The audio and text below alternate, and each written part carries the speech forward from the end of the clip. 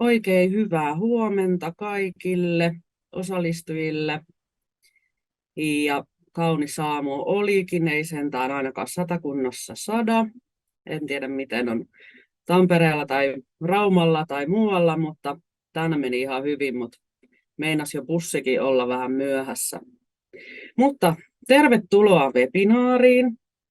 Eli tämä olisi nyt matkailu-, majoitus- ja ravitsemusalan harjoitteluista ja työelämässä oppimisesta tämä torstain ensimmäinen webinaari. Ja toivottavasti kaikki on päässyt hyvin paikalle. Ja sitten meillä on täällä alustalla on tuo chatti, mihin voitte sitten laittaa koko ajan kysymyksiä. Ja kun esiintyjät ovat saaneet sitten esityksensä sanottua, niin mä luen heille sitten täältä kysymykset. Ja et kesken esitystä nyt ei pysty sit muut kuin kirjoittaa tuonne chattiin sit kysymykset ja käydään ne läpi jokaisen jälkeen. Yksi osallistujista on peruuntunut, mutta tilalla on sitten SOK:lta video ja sitten on vielä tuo Vuojoen kartanon Elinan on nauhoitettu tämä esiintyminen, mutta hänellä on sitten yhteystiedot siellä, että pystytte lähettämään niitä kysymyksiä vaikka suoraan heille sitten Vuojoelle. Mutta mun nimeni on Teija Nuurma. Mä olen Satakunnan ammattikorkeakoulussa matkailun kehittämiskeskuksessa projektipäällikkönä tämän vuoden loppuun. Eli tämä @matkaan-hanke on nuorten työllistämisen edistämistä ja matkailu-, majoitus- ja ravintola-alalla, jotka kärsi koronapandemiasta aika lailla. Kotimaan matkailu onneksi siellä oli, mikä nousi, mutta esimerkiksi majoituspuoli ja ravintola-ala kärsi aika tavalla, niin nyt ollaan tässä sitten boostattu sitä vähän eteenpäin ja yritetty saada nuoria työllistymään. Eli 1.5.2022 alkoi hanke ja loppuu tämän vuoden loppuun. Ja nämä webinaarit, joita tulee olemaan 4 kappaletta, on sitten yksi osa näistä tavoitteista saada sitten yhdistyä vähän työmarkkinoita ja työntekijöitä. Ja tässä on meidän hanke-esite. Mitä on tapahtunut jo aikaisemmin, niin on semmoinen ryhmävalmennus toteutettu viime vuoden syksystä tämän vuoden kevääseen, jossa on annettu sitten sekä ryhmässä että vähän henkilökohtaista tukea siihen työllistymiseen. Ja TE-toimiston kanssa on tehty sitten tiiviisti yhteistyötä. Sitten tämän syksyn alussa ilmestyi Uraboost Workbook-niminen uraopas, joka näkyykin sitten tuolta alustalta, pääsette sen katsomaan. Ja tässä tulee vielä esityksessä myöhemmin, että QR-koodi, mistä pystyy kanssa käymään sen nappaamaan ja pääsee myös katsoa hankkeen sivuja. Sen lisäksi on tehty TE-info-live-lähetystä ja yritykset tekevät sit muuten TE-live-lähetyksiä rekrytoinnin tueksi. Meillä on tulossa matkailuparlamentti, joka on lähinnä työnantajille ja matkailualan toimijoille, niin ensi viikolla. Ja tänä vuoden helmikuussa oli Rekryboost 2023 messut ja ilokseni voin ilmoittaa, että ensi vuonna, eli save the date 6.2. on sitten seuraavat Rekryboostit. Ja myöskin tänä kuukautena 15.11. on sitten Satakunnan viikon rekrymessut täällä Satakunnan ammattikorkeakoululla, eli tervetuloa myös kaikille sinne. Sen lisäksi ollaan tässä järkätty syksyn aikana yhteistyöverkostoa. Sen nimi on Sama työverkosto, joka sitten tarkoitus on vielä tämän vuoden aikana tehdä vähän sellaista tiekarttaa työllistymisen tukemiseksi alalle. Tässä on vielä nämä tavoitteet ja käytännön toimet, mutta varmaan ehkä kaikki jo niistä mainitsinkin. Ja tosiaan lähinnä satakuntalaisten yritysten kanssa on tehty yhteistyötä, mutta sitten on tulossa on alkanut tänä vuonna kesän lopulla Tour for Youth, joka on sitten koko Itämeren laajuinen nuorten työllistämishanke täällä SAMKissa, eli jatkuu onneksi työ sitten sitä kautta. Tässä on vielä nämä, mitkä pystyy sitten vaikka saman tien siitä ruudulta nappaamaan, eli urapolkuvideot, niistä näytetään 4 kappaletta näissä webinaareissa. Sitten on, jos haluaa tallenteen käydä vielä katsomassa, vaikka se on jo elokuussa esitetty, mutta tuo TE-infolive, siellä on esimerkiksi perehdyttämisestä todella hyvä asia työtehoseuralta ja TE-toimiston ihminen oli sitten esittämässä myös niitä työllistämisen tukia. Ja sitten tuossa on QR-koodilla myös tuo Uraboost Workbook, mikä sitten pystyy tuosta myös lataamaan. Ja jotta pääsee ilmoittautumaan, no tulijoiden ei tarvitse ilmoittautua tuohon rekrymessutapahtumaan, mutta kuitenkin, että jos täällä on paikalla sellaisia, jotka haluaa ilmoittautua näytteille asettajaksi, niin sieltä pääsee sitten ilmoittautumaan myös tuonne messuille. Sitten siinä on vielä sen mainos teille. Ja uudestaan vielä QR-koodit on nykyään näppäriä, että siitä vaan nappaamaan. Toivottavasti kaikki QR-koodit menee oikeaan osoitteeseen kuitenkin. Ja tästä tämän päivän kulusta sen verran, että ensimmäinen esiintyjä on paikalla, kyllä, siellä näkyy nimi listalla. Eli Joel Kettula, hän on Restonomiliiton toiminnanjohtaja, keskittyy vahvasti alan kehitykseen ja restonomitutkinnon tunnettuuden lisäämiseen Suomessa. Ja hänen jälkeensä on sitten tulossa tuolta Yyteri-hotellilta Janne ja Visitporin kautta Tiina Lehtonen, jonka uratarina myöskin nähdään tänään esityksessä. Sitten Satakunnan osuuskauppa halusi lähettää terveisensä videon muodossa, että pystyy hakemaan harjoittelupaikkaa heiltä myös. Eivät ehtineet mukana niin kuin livenä paikalle, mutta on myös tuolla alustalla sitten mainos siitä, mihin voi ottaa yhteyttä heihin. Ja sen jälkeen on nyt tämä flunssakausi alkanut ja sitä saa pelätä, että tulee, niin Vuojoen kartanon toiminnanjohtaja Elina Nurmoranta ei päässyt nyt paikalle, mutta hän on onneksi meille nauhoittanut sitten etukäteen esiintymisensä, niin se näytetään myös. Ja vielä lopussa sitten itse esittelen uraohjauskirjaa, eli Uraboost Workbookia. Ja tosiaan jo tässä vaiheessa voisin mainita, että sieltä on tulossa sitten kakkoswebinaari, tapahtumat ja keikkatyö, torstaina 9.11. Kerron tämän sitten vielä lopussa uudestaan, mutta jos joku joutuu lähteä välillä pois, niin muistaa laittaa ylös tämän. Onko Joel siellä valmiina? Täällä ollaan suoraan valmiina vetämään noin hätä mielellään paikalla. Hyvää huomenta kaikille minunkin puolestani. Ilo olla täällä mukana tässä meidän tapahtumassa. Mutta niin, rupeanko mä heti tykittämään? Yes. Yes, box hetkinen. Mä jaan tuosta mun esitykseni. Ja näin. Hyvä. Yes. Joo, mä oon siis Joel Kettula, Restonomiliiton toiminnanjohtaja. Ja mukava olla tänään täällä Matkaa-hankkeen tapahtumassa. Aina siitä, kun meikäläinen tulee esiintymään, niin meikäläisellä on tämmöiset pienet varoituksen sanat. Itse kuitenkin kentältä alun perin lähtenyt liikkeelle, niin tähtään aina parempaan kieleen, mutta juuri se, että 10 vuotta keittiössä on tehnyt tehtävänsä. Myös tiettyjä yksinkertaistuksia, tiukkoja argumentteja, omia mielipiteitä tulee, koska tietysti aikaa on 15 minuuttia tässäkin kesetissä, niin ei sen enempää viitti käyttää. Ja tietysti, koska liiton puolesta puhun, niin tänne liiton aivopesuun kuuluu tietysti asiaan. Mutta joo, käytännössä mä tulin tänään tästä meidän työharjoittelukuvioista puhumaan.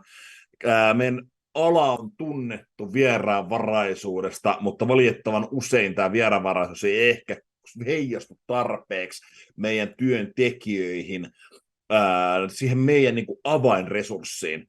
vähän liian usein me vähän pelätään, että me ei uskalla, että no se on nyt vaan harjoittelija, eihän se nyt tarvii hirveästi mitään antaa, eihän se nyt sinänsä osaa kuitenkaan, jotain tällaista.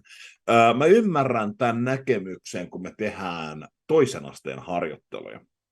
Toisen asteen harjoitteluissa yleensä se on nuorelle ensimmäisiä työkokemuksia, jos ei jopa ensimmäinen. Ja silloin sitten tietotaito kokonaisvaltaisesta työelämästä on varsin huteralla pohjalla.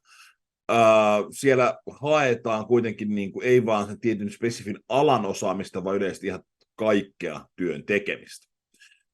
Mutta korkeakouluharjoittelu, mistä tänään mä enemmän keskityn, joka kuuluu myös meillä ehkä enemmän tähän meidän työnkuvaan, niin käytännössä tässä se ero on jo paljon isompi.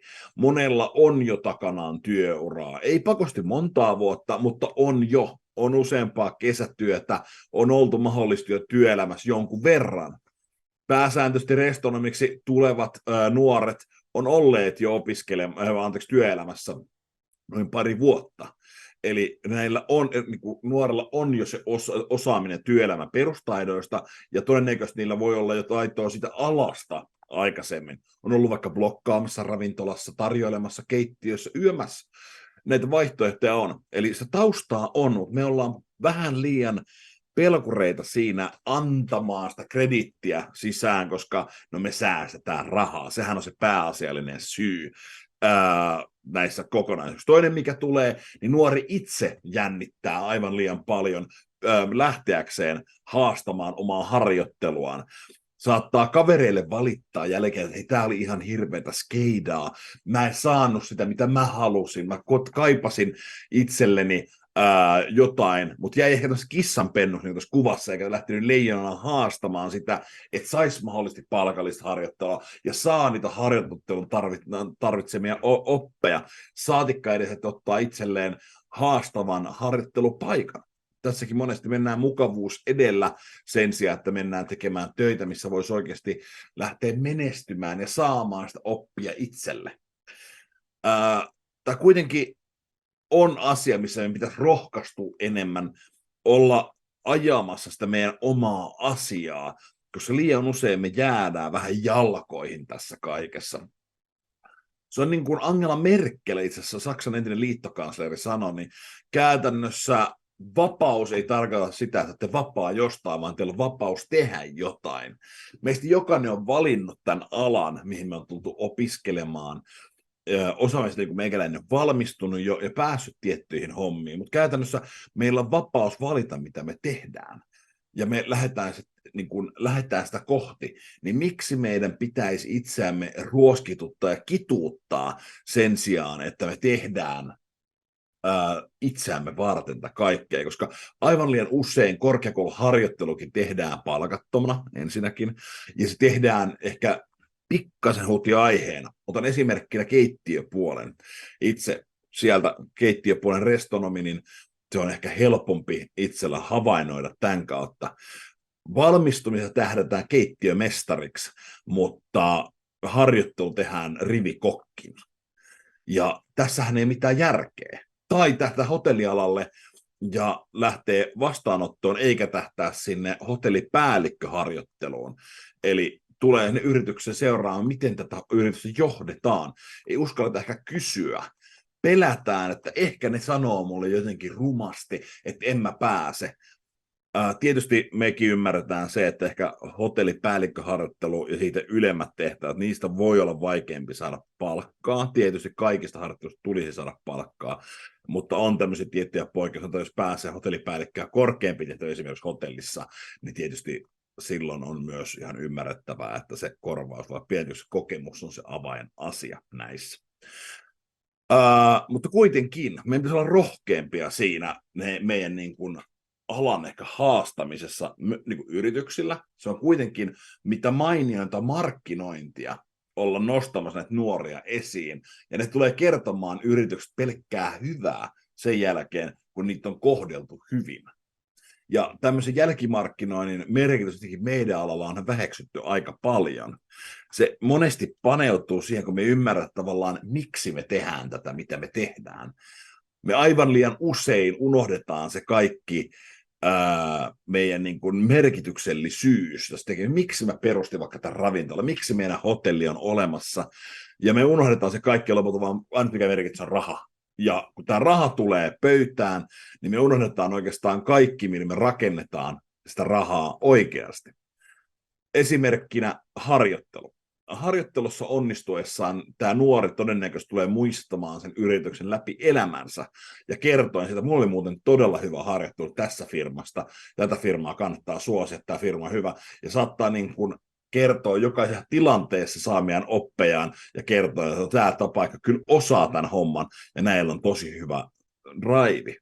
Eli käytännössä sitä pitäisi ajatella enemmän markkinointibudjettina kuin henkilöstöresurssina.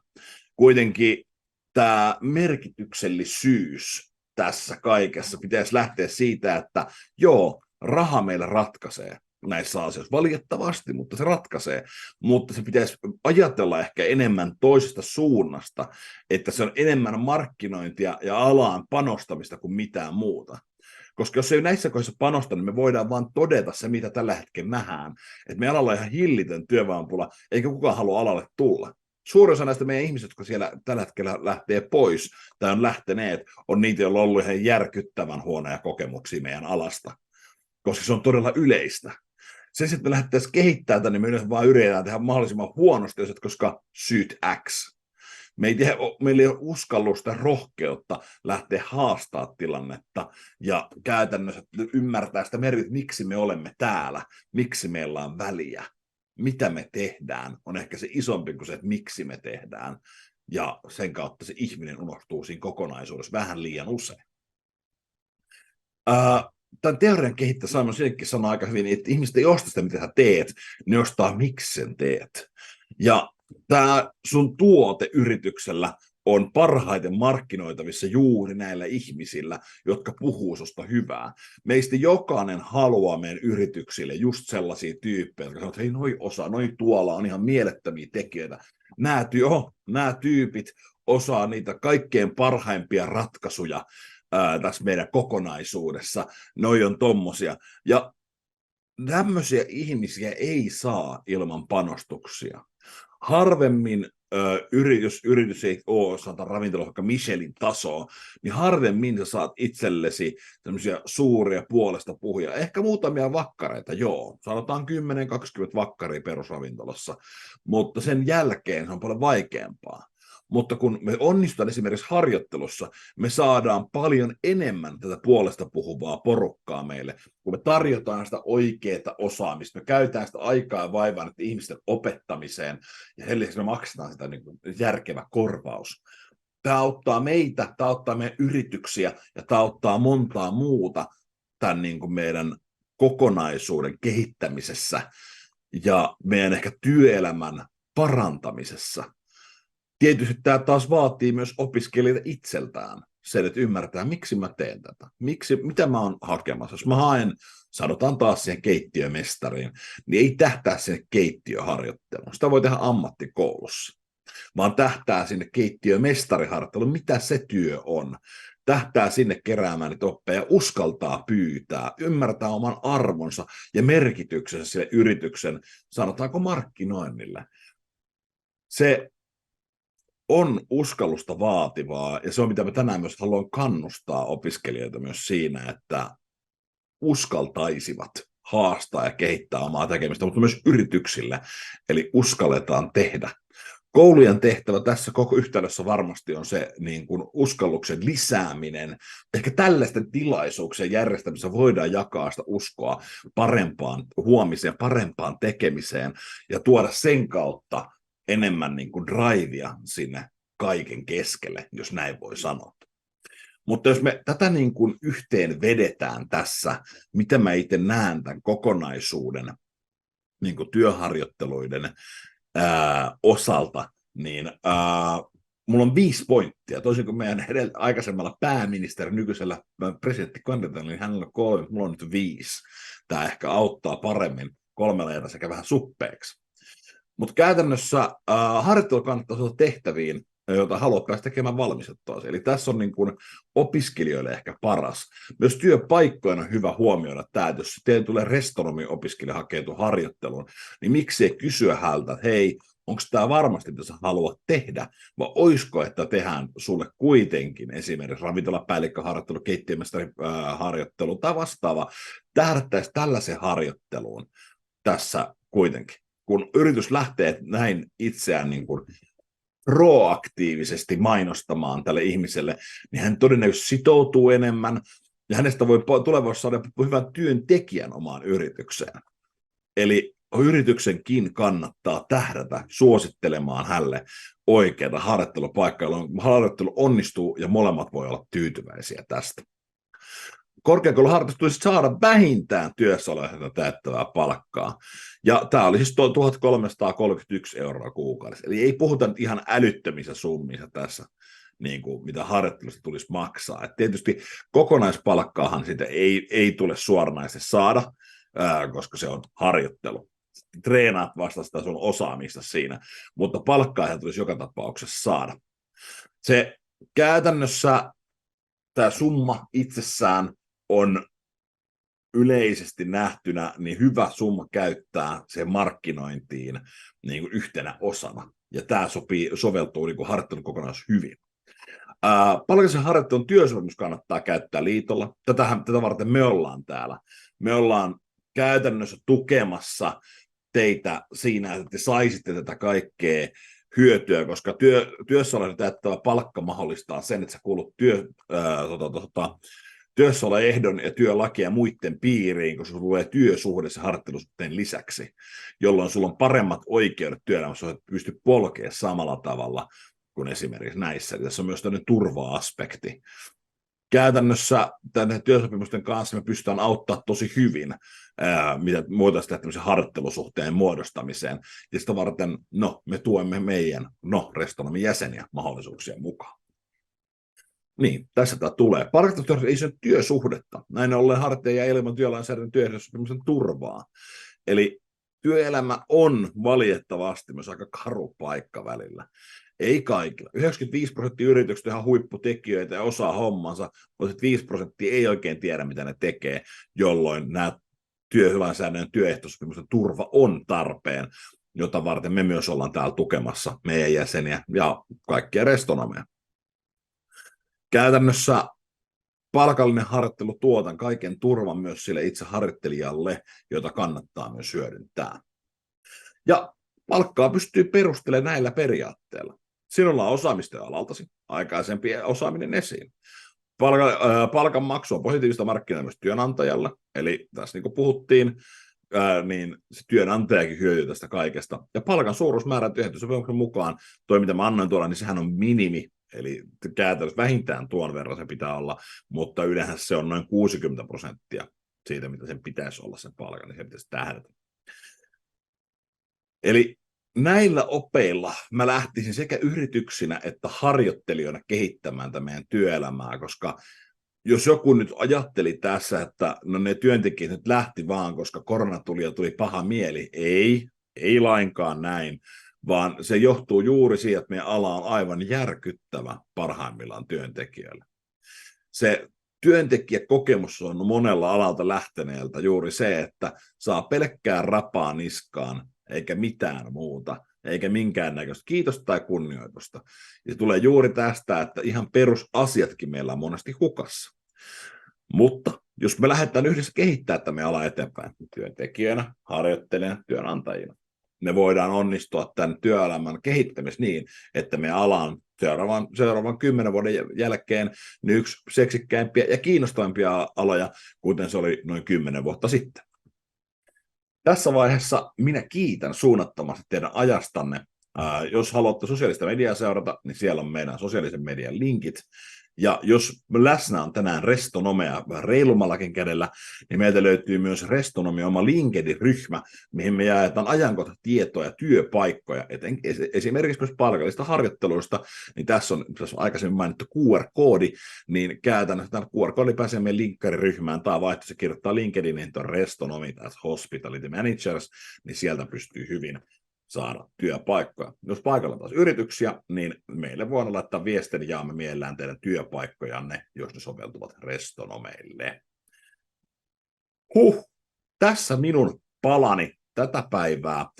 Kiitän suuresti tästä ja Teija, hyvä. Meillä saattoi olla kysymyksiä hyvällä tuurilla. Jos ei, niin ei se haittaa, mutta vastaan niihin mielelläni. Joo, vielä ei näyttäisi olleen tulleen yhtään. Pistin juuri, että jos on kysymyksiä, niin nyt olisi aika niitä alkaa esittämään.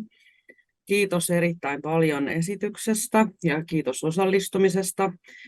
Ihan valtavan paljon nyt tässä ei ole näytä olevan opiskelijoita läsnä, mutta tämä on tallennetaan ja he pystyvät toivon mukaan sitten katsoa jälkikäteen. Nyt on kuitenkin opiskelut vielä meneillään ja on lähetetty sitten niin SAMKin kuin Sataedun ja Vinnovan opiskelijoille ja yleisesti, niin uskon, että he katsoo ainakin sitten tallennetta myöhemmin. Ja eihän tämä linkki meillä ei vaan restonomi opiskeleva, tämähän on siis kaikille restonomeille. Jos täällä on paikalla yksikään restonomi, niin tässä on hyvä ryhmä. Jos haluaa uralle vaikka uusia tuulia, niin täältä löytyy. Kyllä, just näin. Ja huomasin, että ilmeisesti meillä on kyllä seuraavakin puhuja jo paikalla.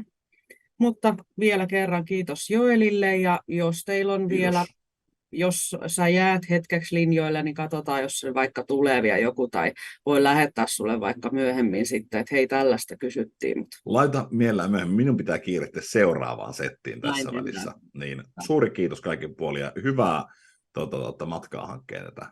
Voiko sanoa seminaaria kaikille, niin palataan astialle ja kiitos kaikille. Kiitos.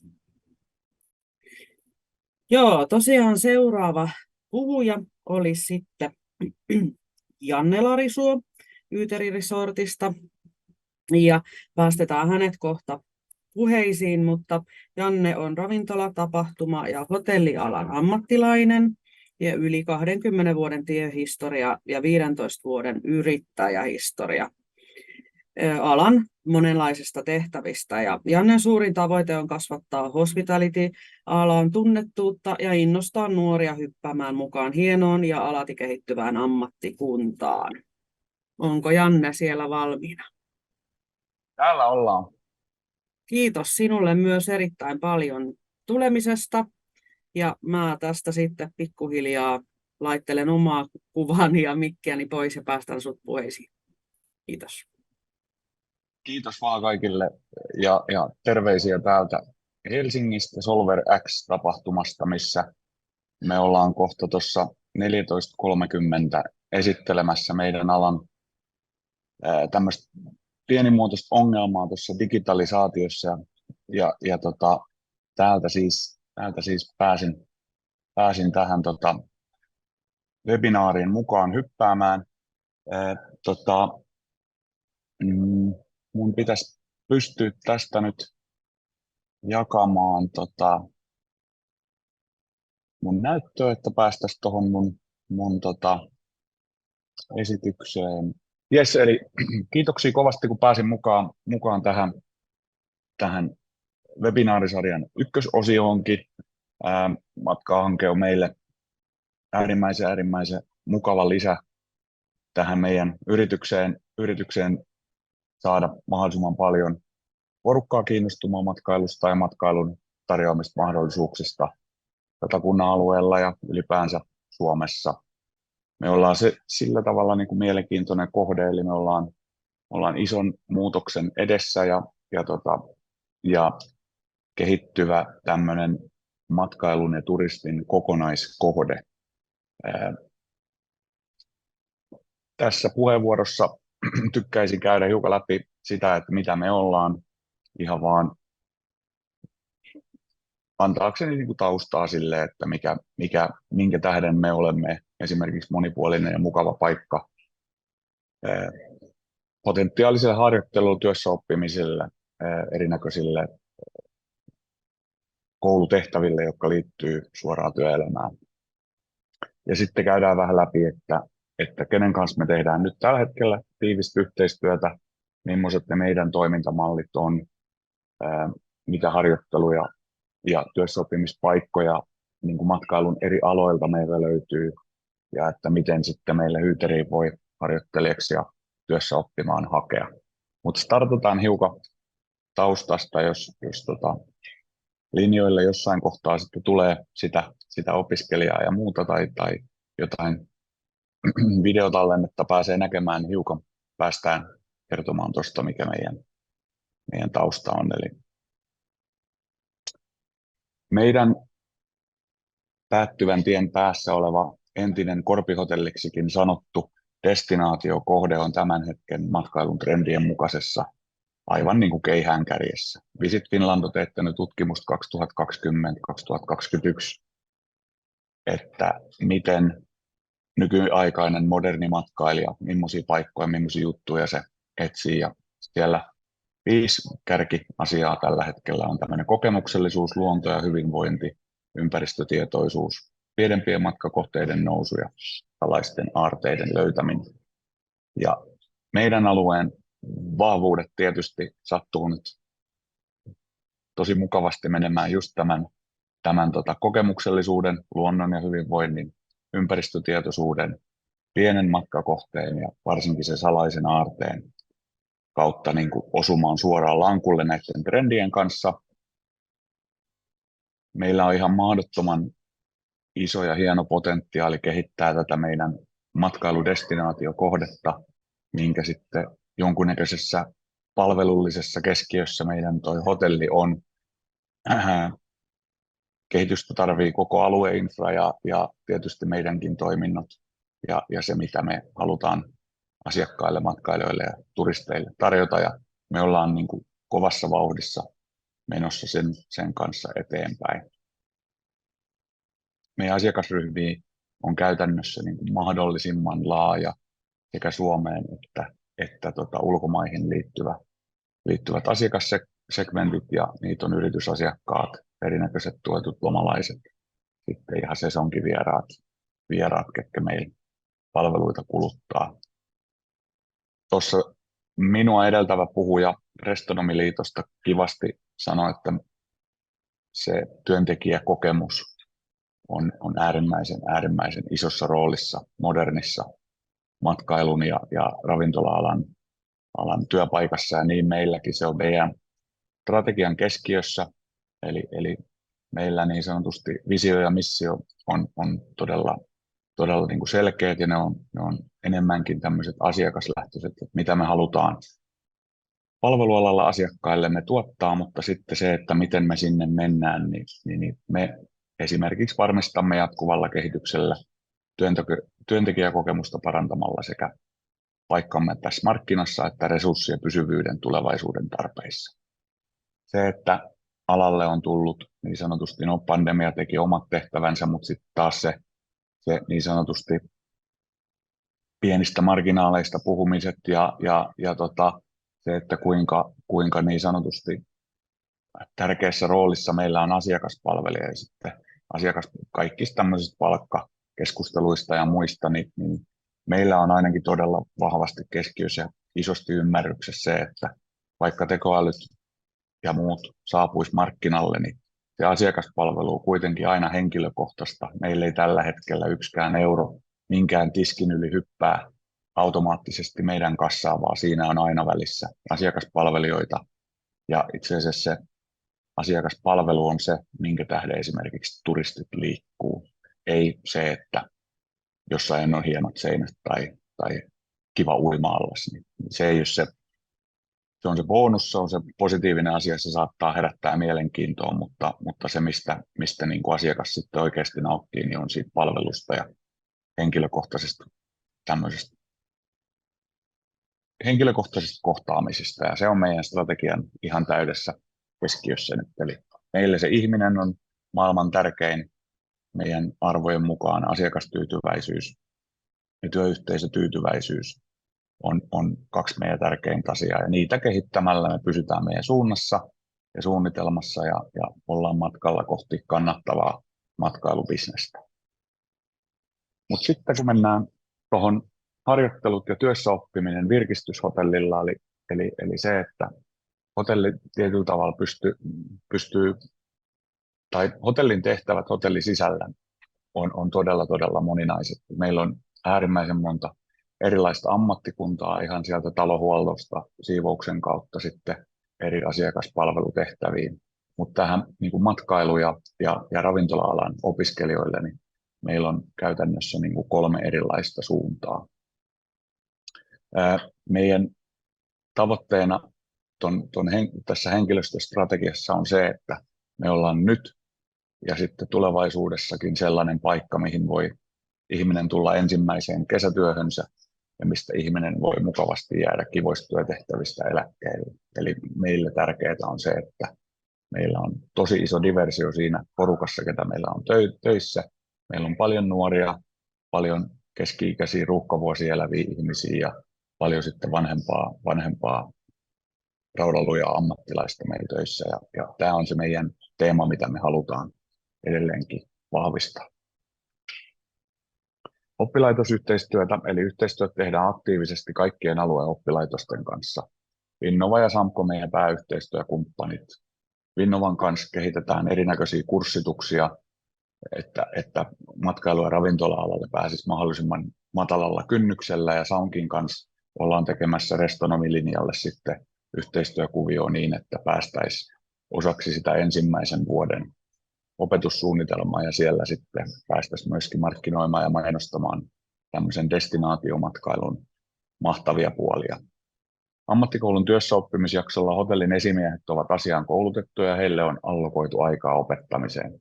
Oppimisjaksojen tavoitteena on opetussuunnitelman tavoitteiden täyttäminen ja modernit nykyaikaiset valmiudet toimia harjoittelujakson tavoitteiden mukaan aidoissa työympäristöissä. Meille tärkeää oli se, että toki ollaan historiallisesti paljon työssäoppijoita, ammattikoululaisia, työharjoittelijoita meillä pidetty, ja niitä on meillä käynyt, mutta tässä sanotaan 2 viimeisen vuoden aikana me ollaan keskitytty siihen, että miten meidän osastojen esimiehet osaa niin sanotusti ottaa sen opettamisen siihen työn rinnalle. Ja meillä on kurssitettuja joka osaston esimiestason ammattilaisia, kenelle osa työtehtävää ympäri vuoden on se, että erinäköisissä työhön tutustumisjaksoissa, työssäoppimisjaksoissa on aina joku opiskelija siellä harjoittelemassa tätä meidän alaa ja sitten varsinkin tutustumassa meihin työnantajana. Ammattikorkeakoulun työharjoitteluissa tavoitteena on saada syventävää ja ajankohtaista käytännön osaamista harjoittelun sisällön vaatimiin asioihin. Yhtä lailla meillä on tavoitteena antaa opiskelijalle mahdollisimman hyvä kuva työstä kokonaisuutena ja antaa jokin oma projekti harjoittelun aikana työstettäväksi ja loppuun saatettavaksi. Yhteisenä tavoitteena on myös kouluttaa opiskelijalle mahdollisuus toimia talossa opiskelun ohella apulaisena ja vähintään työllistää opiskelija kesätöihin virkistyshotelliyteen. Ja esimerkiksi 5 edellisestä vakituiseksi työntekijäksi rekrytoidusta ihmisestä, niin 3 on tullut taloon harjoittelu- ja työssäoppimisten tai päättötyöprojektien kautta. Se on meidän niin kuin tärkein tällä hetkellä kanava rekrytoida ja ottaa ihmisiä taloon. Se antaa meille mahdollisuuden olla opiskelijan kanssa riippuen koulusta, niin hänen opiskelumatkallaan niin esimerkiksi vaikka 3 vuoden ajan tutustuu hänen ihmisenä ja saada se niin sanotusti tämmöinen hyvä pysyvä side syntymään ja sitten erilaisten harjoittelujen kautta me pystytään myös maalaamaan niitä mahdollisuuksia, että opiskelija voi vielä opiskelujen aikana niin kuin suunnata sitä omaa katsettaan johonkin tiettyyn. Saattaa olla, että on menty ravintolanäkökulma edellä opiskelemaan ja sitten kuitenkin lähdetäänkin hotellipalvelut tai vastaanotto tai revenue management edellä lähdetäänkin sieltä valmistumaan sitten.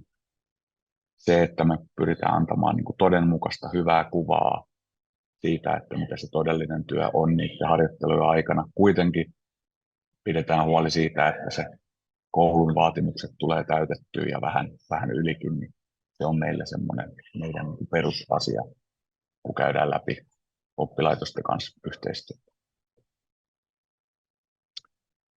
Toimintamallit ja ajat, eli me käytännössä otetaan harjoittelijoita vastaan ympäri vuoden. Eli meillä on ihan niin kuin alakoulusta asti TET-jaksoilla on 14-16-vuotiaita 1-2 oppilasta per kerta. Ja ne työt on ihan tämmöistä työhön tutustumista, eli ylipäänsä niin kuin, mitä tarkoittaa tehdä töitä jossain. Siinä käydään läpi ihan niin kuin aasta ööhön se, että mitä tarkoittaa työsopimus ja mitä tarkoittaa sitten tietyllä tavalla niin kuin ne velvollisuudet, mitä työntekijällä on, mutta mitä sitten oikeuksia myös työntekijällä on sitten työnantajakohtaan. Ja niitä asioita käydään läpi. Meillä on tosi iso talo, meillä on tosi paljon kaikennäköisiä mielenkiintoisia tehtäviä ja meillä on sitten taas myöskin mahdollista, että tosi nuoret ihmiset pystyy niin kuin järkeviä työharjoittelujaksoja meillä tekemään, että meillä ei laiteta mihinkään arkiston kulmaan mapittamaan tai siivoamaan jotain varastoja, vaan meillä ollaan siellä asiakaspalvelussa ja muussa niin kuin vahvasti mukana jo ihan nuoresta asti. Työssäoppimisjaksot sitten taas, mitkä liittyy johonkin niin kuin kurssikokonaisuuksiin, esimerkiksi ammattikoulussa, niin sellaisia meillä on niin kuin 4-12 viikon jaksoja kans ympäri vuoden, riippuen vähän missä vaiheessa ammattikoulu menee tai missä vaiheessa opiskelija sitä omaa ammattikouluuransa menee. Niitä me pystytään ottamaan 1 per osasto. Käytännössä, jos meillä on yksi harjoittelija esimerkiksi vastaanotossa, niin toista me ei siihen pystytä ottamaan. Ja täällä me pidetään huoli siitä, että se harjoittelujakso on äärimmäisen laadukas ja meillä on sitten meidän omalla henkilökunnalla mahdollisuus sitten siellä harjoittelussa oikeasti niin opettavia asioita. Tähän kyseiseen harjoittelijaan keskittyy siten, miten tarvitaan. Työharjoittelut, ammattikorkeakoulut, yleensä 4 kuukauden jaksoi, kanssa sama homma, 1 henkilö per osasto, ja meillä se yleensä ammattikorkeakoulun työharjoittelut on aina palkallisia. Ja se, mikä meidän ammattikorkeakoulutyöharjoittelujaksossa on niin kuin todella iso tavoite meille niin kuin yritykselle, niin on se, että me saadaan siitä meidän tulevaa työvoimaa ja nopeallakin aikataululla. Meillä on tällä hetkellä ammattikorkeakouluopiskelijoita viikonloppu- ja iltatöissä meillä taitaa olla 6 kappaletta.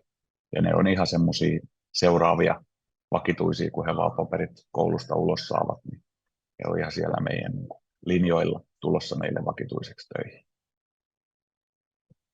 Noi työharjoittelut, niissä meillä on tiettyjä tämmöisiä ajallisia rajoitteita, eli niitä me otetaan aina jaksoihin tammikuussa, eli 1 per opiskelija per se 4 kuukauden jakso, ja sitten syyskuussa 1 per opiskelija per 4 kuukauden jakso. Nämä on sellaiset ajat, mitkä me ollaan työyhteisön kanssa ja esimiesten kanssa yhdessä päätetty, ja se syy, minkä tähden näissä ajoissa työharjoitteluihin otetaan, on se, että meidän sesonki, eli se meidän kesäsesonki, niin se on käytännössä puolet meidän liikevaihdosta, ja silloin meillä ei ole niin sanotusti resurssia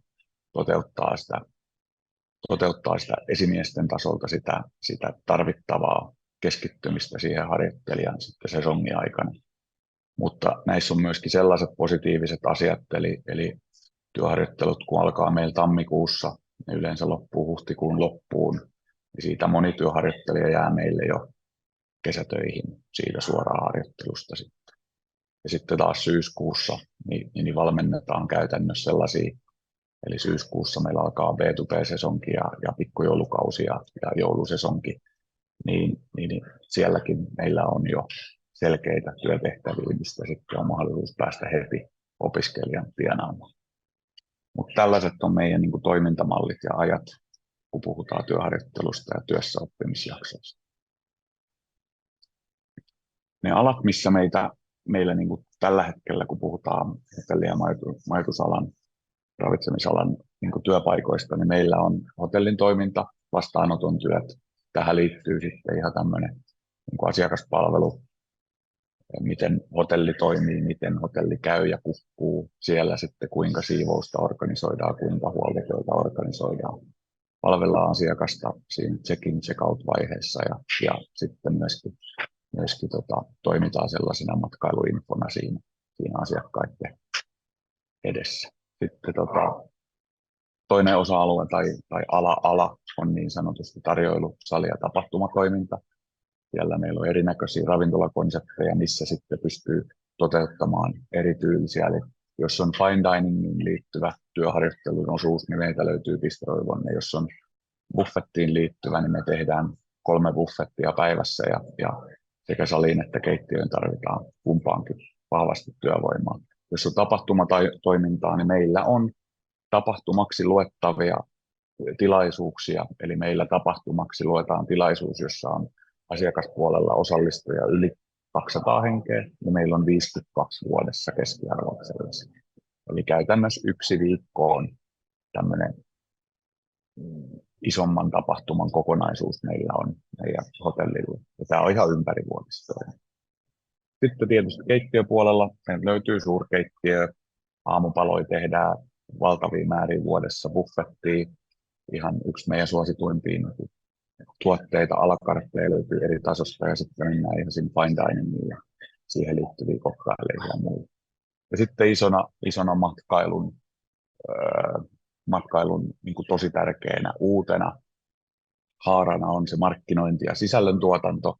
Siellä sitten sosiaalisten mediakanavien ylläpitäminen, niin sanotusti tämmöinen interaktiivinen keskustelu erinäköisten alustojen kautta asiakkaiden kanssa. Ja sitten se vahva sisällöntuotanto, mitä lähestulkoon päivittäin meiltäkin, jos meitä seuraa tuolla Instagramissa tai no ylipäänsä sosiaalisessa mediassa, niin kyllä vähentää kerran päivästä meistä siellä jotain kuuluu. Ja se tietysti vaatii sitten semmoista innovaatioa ja uusia silmiä. Varsinkin se, mitä ollaan huomattu, että meidän harjoittelijoilla, ketkä tuonne markkinointiin ja sisällötuotantoon tulee, niin heillä on valtavasti uusia ideoita ja he on koko ajan niin sanotusti siellä aallon harjalla. Saadaan heitä todella paljon. Nuo on sellaiset alat, kokonaisuudet, missä meillä on mahdollisuus harjoitella ja työssä oppia. Meillä on jokaisella osastolla vastuullinen henkilö, eli jokaisella osastolla on sellainen ihminen, ketä meillä niin sanotusti sitten tästä harjoittelemisesta ja itse asiassa myöskin rekrytoinneista vastaan. Ja tuossa on meidän osastojen esimiehet, eli Joonas Saarinen, markkinointipäällikkö, vastaa käytännössä kaikesta, katsoo päältä kaikkea meidän markkinointia.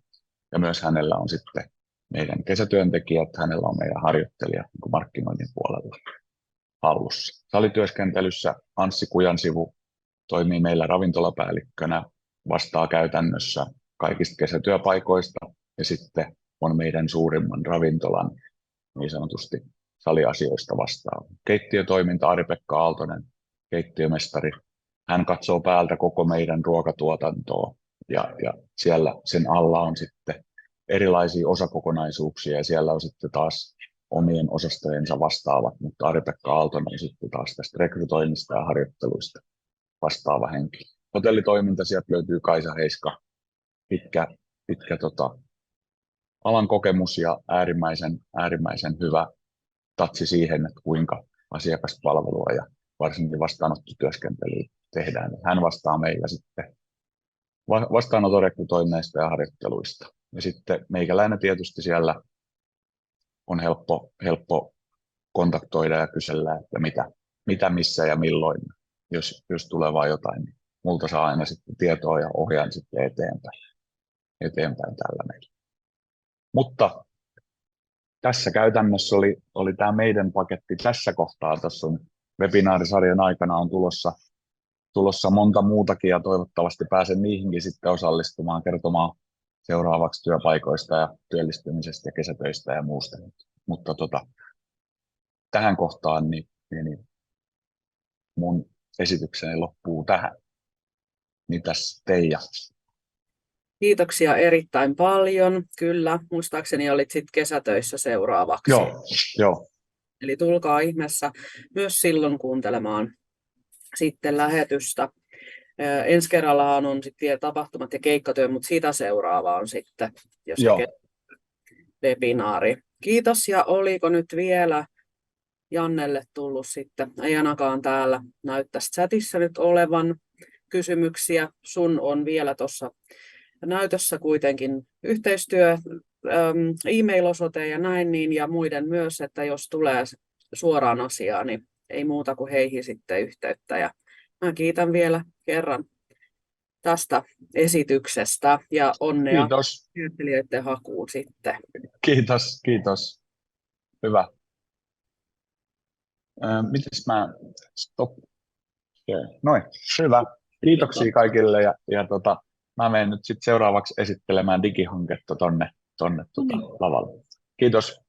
Kiitoksia sinulle erittäin paljon. Ensi kertaan. Joo, moi moi. Moi. No niin, ja sitten päästään eteenpäin ja ollaan jopa oikein aikataulussakin. Se on kiva juttu. Ja ennen seuraavaa puhujaa, niin näytettäisiin ihan inspiraationa. Tässä hankkeessa tosiaan tuotettiin urapolkuvideoita. Ja tämä seuraava onkin seuraavan esiintyjän Tiina Lehtosen urapolkuvideo. Ja näytetään se ennen kuin päästetään hänet oikein puhumaan. Ja mä kerron tässä nyt vähän, että Tiina on filosofian maisteri ja Porin kaupungin matkailu- ja markkinointiyksikön päällikkö. Takana on yli 10 vuoden työkokemus julkishallinnon eri tehtävissä, viestinnän, tapahtumatuottamisen ja markkinoinnin osa-alueilla. Moikka Tiinalle. Ja Ville varmaan sieltä seuraavaksi laittaa meille videoa vähän pyörimään.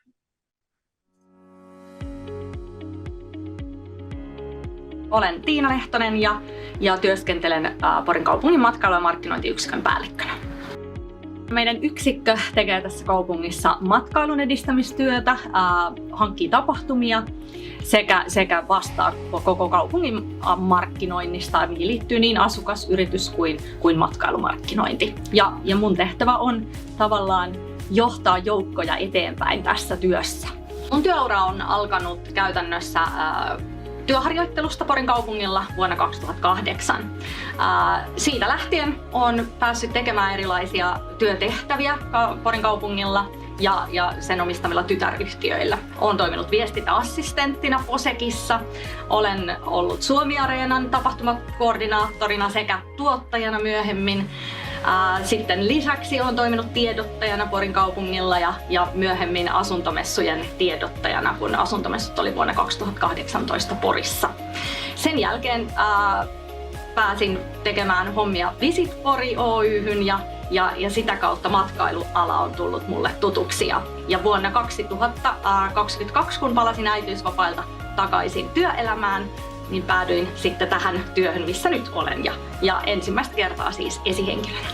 Lähdin vuonna 2005 Helsinkiin opiskelemaan Helsingin evankelisen opiston urheilujournalismia ja sen jälkeen muutin Ruotsiin opiskelemaan alempaa korkeakoulututkintoa ja Malmössä vietin sitten 3 vuotta opiskellen projektijohtamista mediatuotannon alalla ja sen jälkeen sieltä tulin työharjoitteluun kaupungille vuonna 2008 ja tämän jälkeen, ton koulutuksen jälkeen sitten opiskelin vielä Porin yliopistokeskuksessa maisteritutkinnon digitaalisen kulttuurin pääaineena.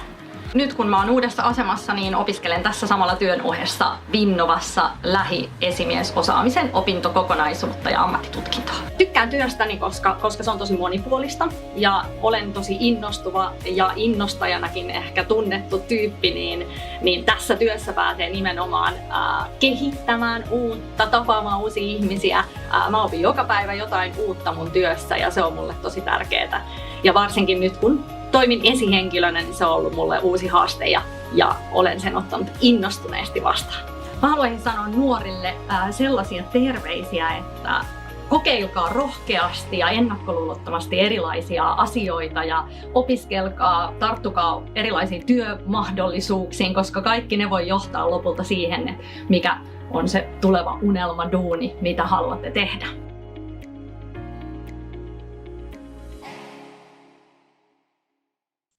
Ja tervehdys.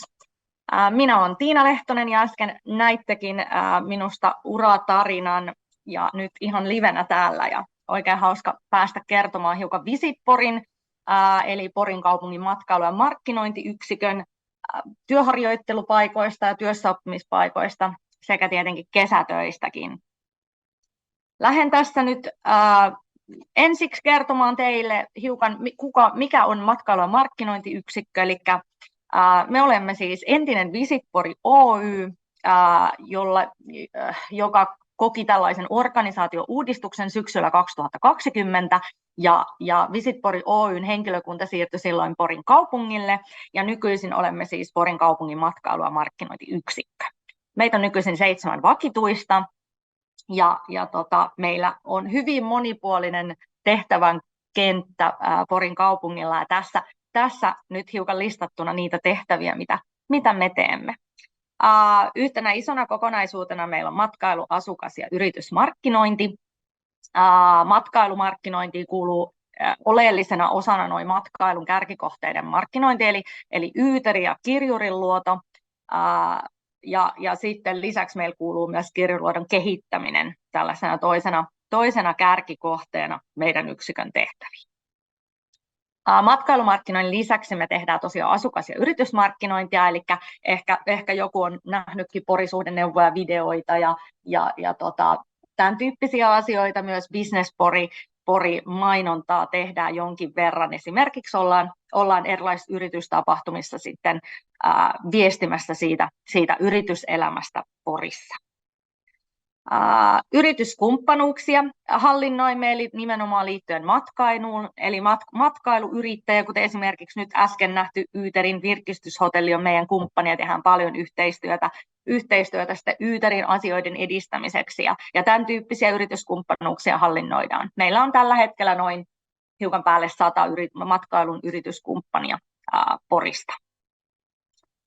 Matkailun edistäminen ylipäätään kuuluu meidän yksikön tehtäviin, matkailupalvelujen kehittäminen, siihen voidaan vaikka laskea erilaisten kierrosten, yleisökierrosten, tilauskierrosten suunnittelu ja kehittäminen. Siihen liittyy esimerkiksi meidän luontomatkailun edistäminen, kaiken näköiset tosi monipuolisesti, eli ollaan paljon erilaisissa verkostoissa mukana valtakunnallisesti, jotta sitten tiedetään, miten muualla toimitaan ja miten matkailua kehitetään esimerkiksi muissa kaupungeissa.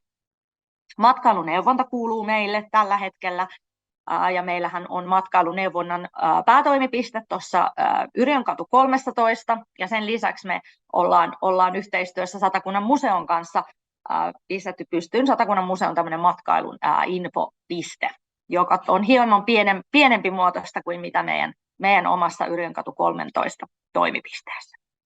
Tapahtumahankinta kuuluu meidän yksikölle, eli se tarkoittaa sitä, että pyritään saamaan Poriin mahdollisimman paljon tietenkin uusia kiinnostavia tapahtumia, ja pyritään myös avustamaan näitä tapahtumia ja tavallaan auttamaan uusia tapahtumia pääsee Porissa alkuun. Toki myös jeesitään niitä tapahtumajärjestäjiä, jotka Porissa jo järjestää tapahtumia. Ja tätä tukemistyötä paljon tehdään sitten meidän yksikössä. Strategiset tapahtumakumppanuudet on tämmöinen uusi kokonaisuus, minkä kanssa työskentelemme. Meidän strategisia tapahtumakumppaneita on tällä hetkellä Poriats, Porispere ja Porin päivä. Sen lisäksi meille kuuluu Suomi-areena-tapahtumajärjestelyt ja majoituskokonaisuuden hallinta. Eli tähän liittyy se meidän yksityismajoitus, eli me välitetään porilaisia koteja meidän suurtapahtumavieraille, ei pelkästään siis Suomi-areenan, mutta myös Poriatsin osalta. Ja Suomi-areenan järjestelyihin sitten kuuluu ihan ne operatiiviset järjestelyt myös, eli tehdään pyritään saamaan kaikki lavat ja paikat kuntoon täällä sitä varten, että Suomi-areenan tapahtuma voi alkaa. Suomi-areenan tapahtumanhan omistaa Porin kaupunki ja MTV yhdessä puoliksi. Ja sitten vielä näiden lisäksi meille kuuluu kaupungin brändiohjaus ja vaakunan käyttö sekä kaupungin somekanavien päävastuu ja kehittäminen. Meillä on 3 tiimiä, jotka tätä työtä lähtökohtaisesti tekee: matkailutiimi, tapahtumatiimi ja markkinointitiimi.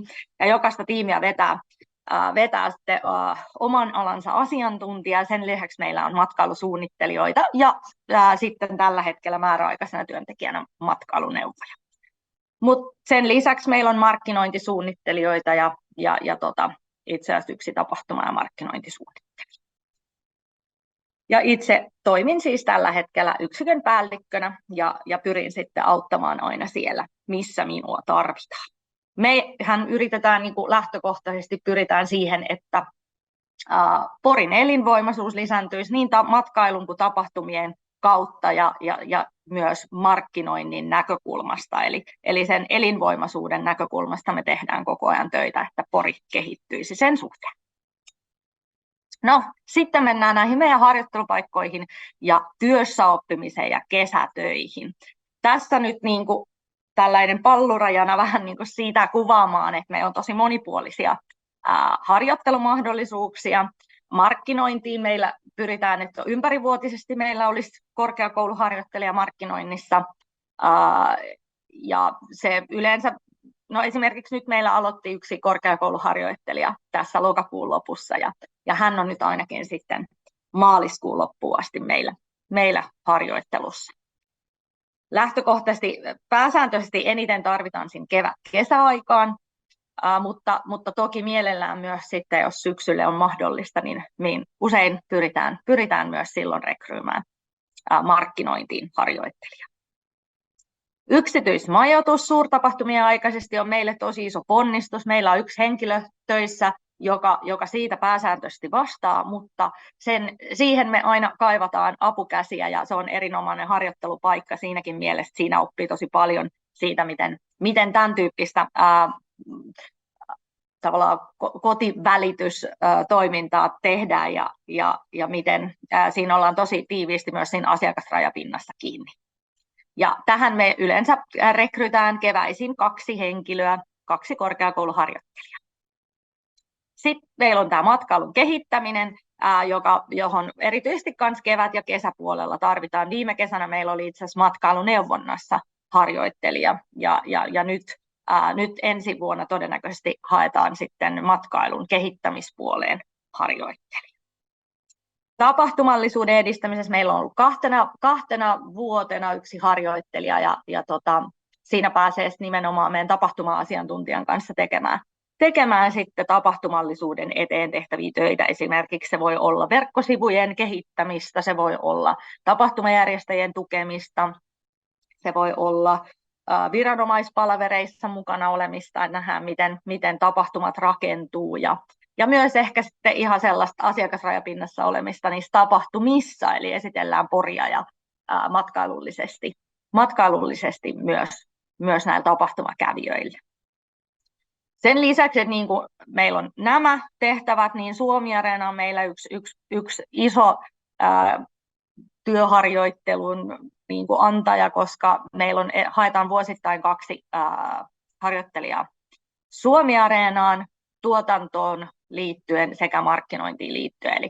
Eli tehtävänkuvat on hiukan erilaiset, mutta yhdessä pitkälti nämä harjoittelijat pääsevät sitten tekemään töitä meidän tapahtuma- ja markkinointisuunnittelijan kanssa sekä Suomi-Areena-tuottajan kanssa. Eli tästä nyt oikeastaan näkee, että vaihtoehtoja on tosi paljon ja hyvin erityyppisiä, mutta sitten täytyy ottaa huomioon, että me ollaan tosi tiivis yksikkö, eli kun meitä on se 7, niin myös paljon tehdään ja avustetaan muita niissä omissa töissä, eli varmasti pääsee näkemään monipuolisesti koko yksikön työkenttää. Ja tosiaan, kuten äsken tuossa kerroinkin, niin pääsääntöisesti tarve harjoittelijoille ja työssäoppijoille on keväisin ja kesäisin. Me pyritään siihen, että meidän kaikki harjoittelupaikat laitettaisiin avoimeksi kuntarekryyn, ja näin myös mainostamme niitä omissa somekanavissamme. Ja opinnäytetöiden aiheista keskustelemme mielellämme, että mikäli on jotain matkailuun, tapahtumiin tai matkailumarkkinointiin liittyvää mielessä, mikä voisi sopia ja mitä haluaisitte tehdä, niin siitä mielellään kuulemme ja käymme keskustelua. Me maksetaan palkkaa korkeakouluharjoittelusta ja kesätöistä. Korkeakouluharjoittelusta maksetaan 1 530 € tehtäväkohtaista palkkaa, ja kun se palvelussuhde on kestänyt 3 kuukautta, niin sen jälkeen maksetaan KVTESin palkkauksen mukaista vähimmäispalkkaa, mitä mä en nyt ehkä ihan just nyt muista, mikä se on, mutta noin 1 700 muistaakseni. Ja tosiaan me melkein pääsääntöisesti tuplataan meidän yksikön henkilökuntamäärä kesäisin, kun meillä on korkeakouluharjoittelijoita ja kesätyöntekijöitä töissä. No kenelle tämmöinen paikka voisi sopia tai harjoittelupaikka täällä meillä, niin me toivotaan korkeakouluharjoittelijoilta ja kaikilta opiskelijoilta työhön tarttuvaa, innostuvaa, rohkeasti ajattelevaa ja ennakkoluulotonta asennetta. Harjoittelu meillä tutustuttaa kiinnostaviin työtehtäviin ja kehittää sitä osaamista, opettaa tunnistamaan niitä omia vahvuuksia ja samalla opiskelija pääsee näkemään sitä meidän rautaisen tiimin työntekoa ja sitä, miten me edistetään asioita. Sitten ehkä vähän vielä siitä Porin kaupungin strategiasta poimittua, eli kaupunki kehittää uudenlaista työskentelykulttuuria ja kokeilee rohkeasti uutta. Ja me annetaan henkilöstölle mahdollisuus kehittää työtä ja lisäämään työnteon sujuvuutta ja joustavuutta. Ja meidän yksikössä pyritään toteuttaa strategiaa totta kai myös harjoitteluihin ja työssäoppimiseen. Esimerkiksi me ollaan viimeisen parin vuoden aikana kehitetty perehdyttämistä tosi paljon ja pyritään tarjoamaan työnteon joustavuutta mahdollisuuksien mukaisesti myös harjoittelijoille. Eli tällä tarkoitan sitä, että meillä pyritään siihen, että saadaan myös se etätyön mahdollisuus myös harjoittelijoille, kun on päästy työhön kunnolla kiinni. Me kerätään opiskelijoilta palautetta harjoittelun päätteeksi kehittääksemme omaa toimintaa, eli meillä on aina tällainen loppukeskustelu, missä saa meille antaa ruusuja ja risuja siitä harjoittelusta, mitä on sitten niiden kuukausien aikana päästy tekemään. Ja me halutaan, että harjoittelijat saa hyvät eväät tulevaan työelämään ja tavoitteena tietenkin aina kannustava ja valmentava työilmapiiri sekä mahdollisuudet monipuolisiin työtehtäviin. Tämän tyyppisiä asioita meillä. Ja sitten, jos meille tulee, niin voi päästä sitten tekemään vaikka näitä yhdessä Piero Perseen kanssa, mutta se jää sitten tosiaan nähtäväksi, mitä tullaan jatkossa tekemään, mutta ei tietenkään tehdä itsestämme mitään numeroa. Mutta ota seurantaa Visit Pori, somekanavat, Porin kaupungin somekanavat ja Kuntarekryssä tosiaan julkistetaan sitten kevään puolella uskoisin näitä harjoittelu- ja kesätyöpaikkoja. Kiitos. Kiitos erittäin paljon Tiinalle, että tulit paikan päälle. Tosi mukavaa oli saada Kiitos. myös mukaan. Ja itsekin olin Suomi-areenalla, mutta toivottavasti ei ukkosmyrskyä ensi kesänä sitten iske. Todella toivotaan näin. Joo. Niistä ei ikinä tiedä, että mitä. Joskus on hellettä ja joskus on myrskyä, niin se on tapahtuman järjestämisessä aina vähän jännittävää, että ikinä ei tiedä, mitä tulee. Joo. Ja varmasti äärimmäisen mielenkiintoinen harjoittelupaikka, niin kuin myös tuo Yyteri, ja varmasti myös seuraava paikka. Tosiaan nyt SOK:lta, Satakunnan osuuskaupalta, ei päästy niin kuin paikan päälle esittäytymään, mutta meillä olisi heiltä video, mikä varmaan seuraavaksi tuolta live-tuolta laitetaan sitten pyörimään. Ja sen jälkeen päästään sitten seuraavaan esiintyjään. Eli SOK hakee myös harjoittelijoita ja heiltä video. Moikka opiskelija! Kiinnostaisiko sinua palkallinen kaupan alan harjoittelu? Mun nimi on Iida ja mä valmistuin SAMKista viime keväänä liiketalouden tradenomiksi ja mä suoritin mun harjoittelun täällä Satakunnan osuuskaupalla myyntipalvelu vastaavana ja Satakunnan osuuskauppa toimi myös toimeksiantajana mun opinnäytetyölle. Ja nyt olisi taas mahdollisuus hakea tähän hienoon harjoitteluun ja nyt mä kerron siitä teille lisää. No miksi just sun kannattaisi hakea tähän harjoitteluun? Harjoittelusta saat säännöllistä palkkaa sekä saat käyttöösi S-ryhmän henkilökuntaedut, joita voit hyödyntää missä tahansa S-ryhmän toimipisteellä. Harjoitteluun ei vaadita aikaisempaa kaupan alan kokemusta, sillä me perehdytetään sut tähän tehtävään. S-ryhmällä sulla on myös mahdollisuus luoda itsellesi tulevaisuuden urapolkua, sillä S-ryhmällä on tosi paljon erilaisia koulutusmahdollisuuksia. Sen lisäksi saat ympärillesi aivan mahtavan työyhteisön ja sä voit hyödyntää Satakunnan osuuskauppaa myös toimeksiantajana sun opinnäytetyölle. No mikä oikein sit on myyntipalvelu vastaava eli MYPA ja mitä se oikein tekee?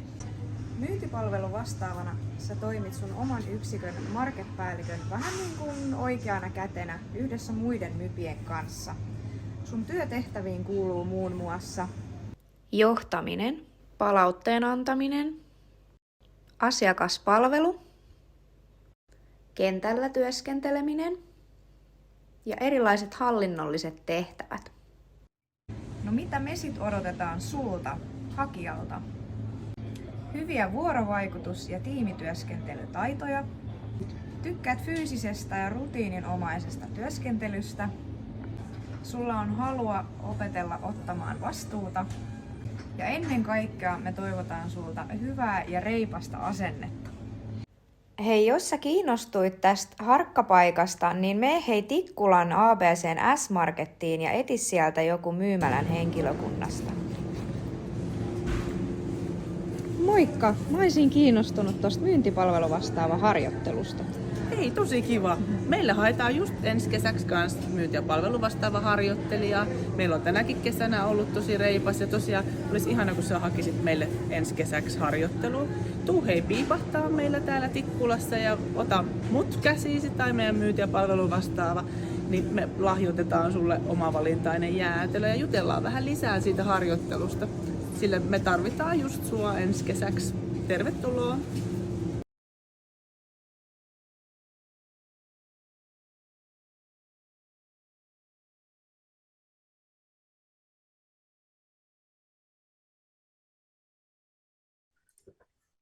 Ja ei muuta kuin myös sitten vaan Satakunnan osuuskaupalle hakemaan harjoitteluun ja käytte siellä kaupalla nykäsemässä ihasta, niin saa jäätelöä, eikö sinä niin sanottu.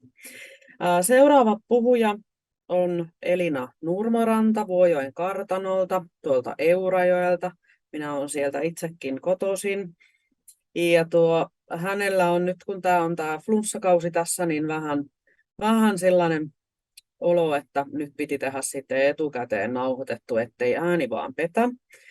Ja ennen hänen nauhoitettua esitystään nähdään Vuojoen kartanon esittelyvideo. Sen laittaa seuraavaksi sitten tuolta teknikko pyörimään ja sen jälkeen tosiaan Elinan puheenvuoro. Ja Elina on Vuojoen kartanon Oy:n toimitusjohtaja, toiminut nykyisessä tehtävässä vuodesta 2019. Koulutukseltaan henkilöstöhallinnon tradenomi ammattikorkeakoulusta ja opiskelee nyt Lapin yliopistossa palvelumuotoilua ja ylemmässä ammattikorkeakoulussa palveluliiketoimintaa ja johtamista, joka suuntautuu digitalisaatioon ja johtamiseen. Ja Elinan motto on elä hetkessä. Näin kannattaa kaikkien muidenkin tehdä ja sitten mennään siihen esittelyvideoon ja sen kautta Elinan esitykseen.